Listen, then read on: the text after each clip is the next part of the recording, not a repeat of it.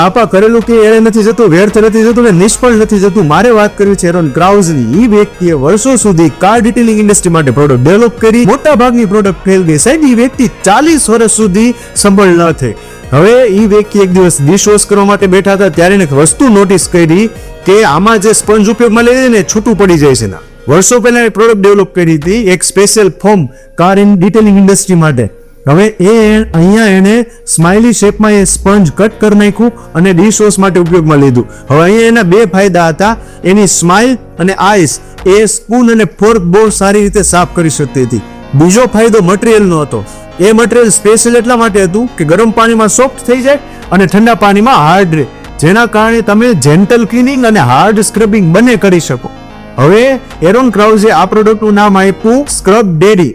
હવે scrub ડેડીને retailers તરફથી કે કસ્ટમર તરફથી સારો રિસ્પોન્સ ન મળ્યો તો અહીંયા સફળતા ન મળી. પણ એરોન ક્રાઉઝ અહીંયા હાર ન માની.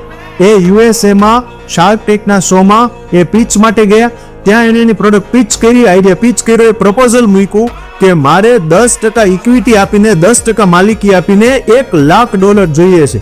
બધા શાર્ક અહીંયા એમને હસ્યા ને એવું એને કીધું કે આમાં છે તો સ્પંજ જ એવડી મોટી શું વાત છે. અહીંયા એક શાર્કે ઇન્વેસ્ટમેન્ટ માટે આ પાડી પણ એક અલગ ડીલ એની સાથે કરી કે હું 20% ઇક્વિટી લઈશ, 20% માલિકી લઈશ અને હું તમને $2 લાખ આપીશ. એરોન ક્રાઉઝે આ પાડી, ડીલ ડન થઈ ગઈ.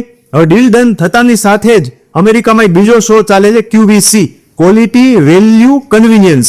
આ શોમાં પ્રોડક્ટ્સ હાઇલાઇટ થાય અને એમાં ઓનલાઈન કે કોલ દ્વારા એ સમયે તમે વસ્તુ પરચેસ કરી શકો. ફક્ત 7 મિનિટમાં 42,000 એમની આ જે સ્ક્રબ ડેડી નામની પ્રોડક્ટ હતી એ વેચાઈ ગઈ.